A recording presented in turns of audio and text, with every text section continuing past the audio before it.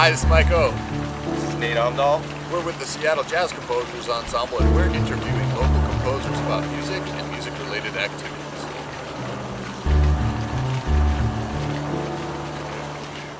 All right, here we go. Wayne Horvitz. I'm very excited to be talking to Wayne Horvitz today. Man, you've done so much stuff. We're not going to go down the list. I really want to kind of get to the heart of matter and writing music for you, and what are some of the processes that go into how you write music. Okay, writing music. You could be broad or specific. Take one example. You know. No, it's good. What's the thing that makes you go, that's the sound? I struggle with this, and it's easier for me to talk about it now than it ever was, because I teach writing music more now than I ever have. I teach composition, and people teach composition a lot of ways, and that involves, learning how different styles of music were written at different times, counterpoint, all that kind of stuff.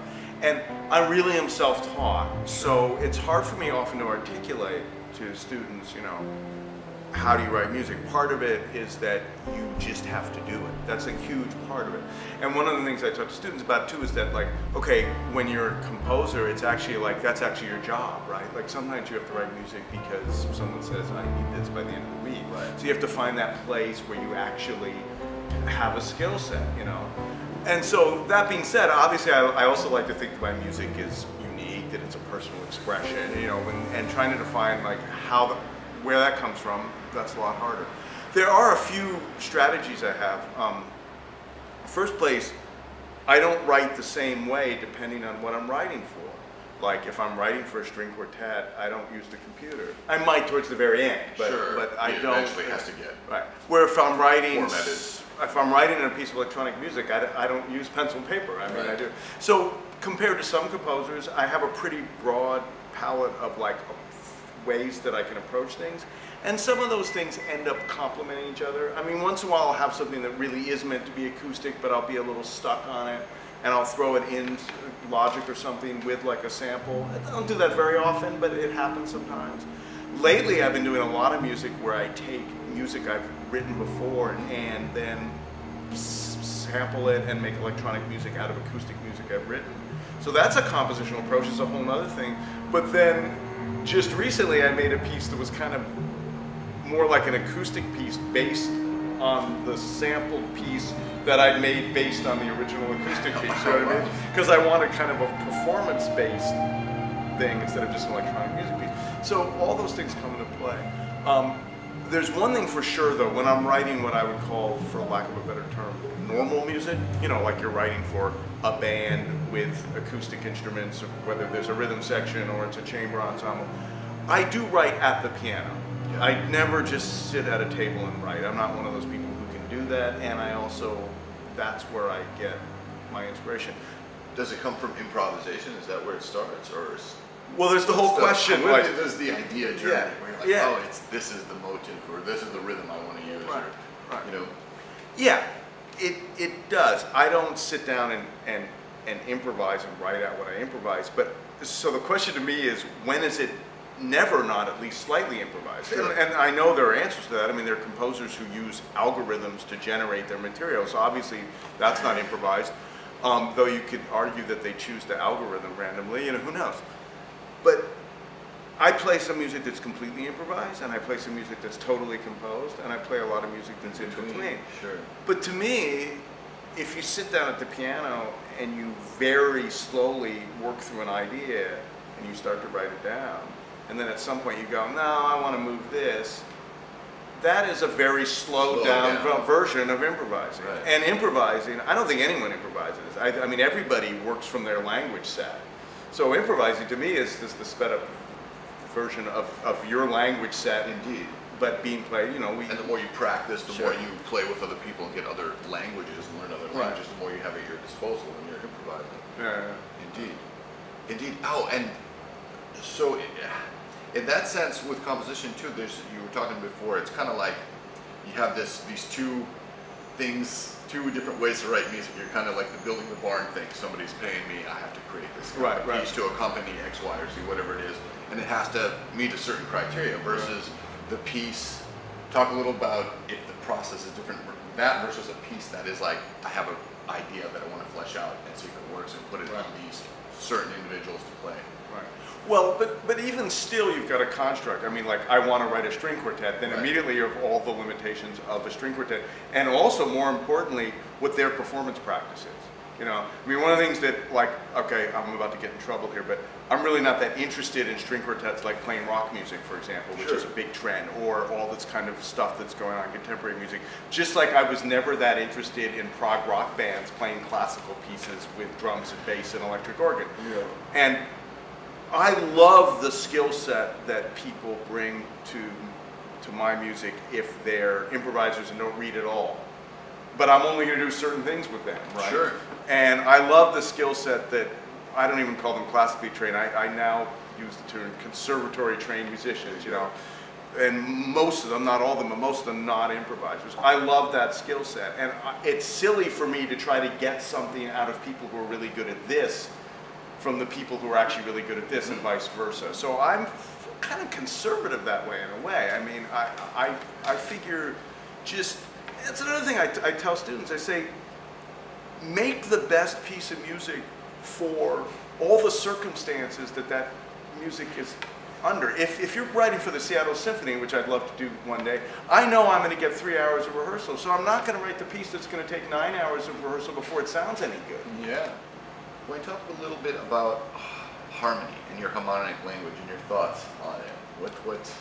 Well, that's something I do like to talk about. I think that I feel, if I have any gripes, it's that music gets paid attention to almost always because of, particularly in jazz music and stuff, and in related musics and in lots of forms of at least partially improvised music, that, you know, like the groove, the vamps, the riffs, how people are playing, and all this stuff. And I feel like I hear a lot of composers where the thing, I go, okay, but where's something special in the harmonic language? Mm-hmm. And melodically too, but harmonic language particularly. And I feel like that's something that's what I sweat over. You know, I'll write a piece and then I'll go, no, you know, this chord isn't, it's not, I like it, I don't love it, you know, and that's when I'll go back and I'll go, this one note, I know it can be more. I personally don't get satisfied. I write a hip line, you know, and I go, yeah, but it could be harmonized. And also, it could be hipper still. I mean, that's saying, I feel like my sort of beef with a lot of kind of contemporary jazz music and is that a lot of it, people go, oh, that's a cool line, and then they play it 4 times, and then they stop there. And also, it's not just harmony, it's structure. I feel like, why has the music progressed so far in some ways, and yet we're still going to gig after gig, where people play the theme, they all solo, and then we play the theme again. I'm like, come on, it doesn't take that much imagination for one tune to have a different structure than the next. Ellington's band, every tune had a different person who was, you know. Yeah. When you have the Art Ensemble of Chicago, they would improvise, and then the theme would come in the middle, and then they'd improvise some more, and then another theme would come up. I mean, there's like, I could give you a list of 100 different ways to structure your tune besides head, solo, head, you know. Yeah. So, and also use the soloists for their strengths. I mean, again, with the Ellington band, you know, he'd have Johnny Hodges would be the special guy on a ballad, and someone else would be the special guy on the tune that rock, you know. And that makes sense, you know. Like with Tim Young, who I worked with in Sweden in the Day, I mean, we have a lot of tunes where the section of the tune that I solo on is not the same as the section that he solos on. And it just makes it, you wouldn't write a classical piece and just have, it makes the audience relate to the music. But back to harmony, I spend a lot of time too thinking about like ways that I can kind of, I mean, I guess I sort of learned harmony through jazz harmony, but I like to take the kinds of shapes that you have in jazz harmony and kind of juxtapose them. So like, early 20th century composers have really influenced like that. Bitonal chords? Yes, exactly. Triads, two different triads against each other. Exactly, and even upper extension things against other upper extension things, and in ways that you're past the point where you can actually put a chord symbol to them in a way. Okay. You just have to say this is what's going on. These are the notes, right? Yeah, these are the notes, and just letting that happen without necessarily throwing out something that the more beautiful aspects of real strong tonality, you know.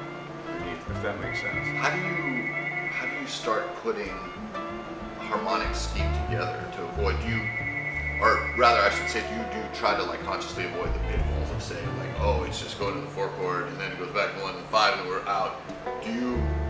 What's your process in developing a new harmonic scheme or form or the changes to the tune? Well, I wish I had a good answer, but intuitive. It's either intuitive or I just sweat it out, you know. And I do just sit there and just go no. And that's where I really am. I'm beholden to the piano. I'm not the person, as I said earlier, that can just be here and go, oh, I hear that. I try things, work them out. Sure. And obviously, after a long time of doing this, I have a lot of sort of go-to things. And then there's the next thing is I try to make sure that my go-to things I don't keep going to. I mean, I try to push that. So occasionally I'll just work an idea that I read about or I knew about, you know, or an idea of an intervallic thing, and I'll play with that in a practicing kind of way. Yeah. But then I'll go back and say, okay, I don't want to just, like I say to my composition students, you know, just because you wrote a 12-tone piece, it doesn't make you heavy. Right. You know, Arnold Schoenberg could have written a piece with like a chicken bone in a paper bag, and he would have written great music because he was also a great melodist and wrote tunes before he went into the atonal range. Right, and he's just a great artist, and there's no way that you can, you know, find some just because it sounds good on paper, it doesn't mean it sounds good. And seeing that's certainly happened to me and going to school for composition, that's how you want to throw everything that you learned all into the pot and have it come out in every piece. It's like, no, you got many years, take one thing at a time, and then, you know, I realize as you get older, you get more mature, more experienced. It slows down. It's like, whoa, let me explore each little thing and not cram it all into that's one exactly piece of music. Each piece should be one piece. That's exactly right. I say that to students sometimes. I say, you know, like this piece is a kitchen sink piece. You know, you've got it all in here. That's not. No, it's not. Pick one thing and make it work. So what kind of things do you practice? What kind of things do you like to practice as an instrumentalist now? And I know for myself, certainly as a composer, I find myself like, it's hard to separate the processes, and even though I'm doing a really slow technical exercise, it's really just to get the muscles and fingers doing the thing. I'm thinking, well, if I do this thing, it'll make this sound like. Right. What kind of things do you like to practice? What comes out? Well, no, and I think it's one of those things. A drummer here in town, we were playing something, and we were listening back in a recording session, and I was not happy with my solo, and I was going, oh my God, you know, really not happy. And he's a great drummer, and he said, are you ever that way about your composing? And I was like, no. I mean, I'm actually, it's like the one thing in music I'm fairly confident about is being a composer. I started really late. I didn't start early enough to ever be like a great pianist, you know, so I used the pianist as some people even talk about like playing composer's piano, you know. Yeah. But I practice, it's pretty schizophrenic. I'm always thinking I want to go back and be a really great blues pianist. I always go back and feel like I should get my classical thing more together. And then I'll start to work on a Bud Powell tune. And then I'll start working on things like shapes and stuff. I had some tendonitis a few years ago, and so I went back to a new teacher, and I really worked on that, and that's been really changing your technique. Changing my technique. Yeah. So in some ways, when I practice now, it's mostly taking fairly easy music and just making sure that I'm not doing the things that I used to do that were. So that's just. But back in the day, I think that one of the biggest things is that from very early on, I would start practicing, and then I'd get an idea for a tune. Sure. And while the better pianists spend another 8 hours practicing, I spend 4 hours going like this and thinking, I want to put this band together, and I want to have this, you know. So it's been both a plus and a minus. Indeed, indeed. And it's, do you find yourself going through phases where you're writing more, you'll play less, and where you're playing more, you're writing less? Absolutely. Absolutely. And right now I think I'm getting to a point where I also feel like I want to decide that, I mean, I've been talking to some people about this a lot lately, and I'm thinking of even trying to put out maybe some records, more records and more projects where I don't play at all. So I can really just, it's sort of like, I really feel like there's a fair amount of good composers around, but I feel like there's just a ton of amazing musicians around, like everywhere suddenly. It's almost embarrassing how many good players are. That's great, if this is my strength, you know, why don't I spend a lot of time just finding the people who play great, including pianists. I mean, you know, I have this conduction band I do here, and Ryan Burns is the pianist in it. I'm like thrilled Ryan's playing piano. I can be up there making this stuff happen. I know exactly when you know, what he's great at. I call him, and all the people in the band, I know what their strengths and weaknesses are. Mostly strengths, I have to say. And it's great, because I can go back and not feel guilty that I haven't practiced for 3 hours, but instead, you know, arrange music. Right. Wow. Well, tell me a little bit about the community, the great community that's forming here with musicians around the Royal Room and the club, different projects you've brought in. Yeah. Well, there's all sorts of things. For one thing, we do have country bands, we have songwriters, but in the more jazz improvised music world that you and I kind of share, it's been really cool. One thing I like is I've always liked to put people together that are, to me, really close, but often don't intersect. You know, I mean, when I first came here, I mean, you take, you know, you got the sort of Garfield High School alumni, hot jazz players, and you got the more improvised music players, and I'm just thinking, why do these people never cross over? I mean, and then when they do, they're all like thrilled.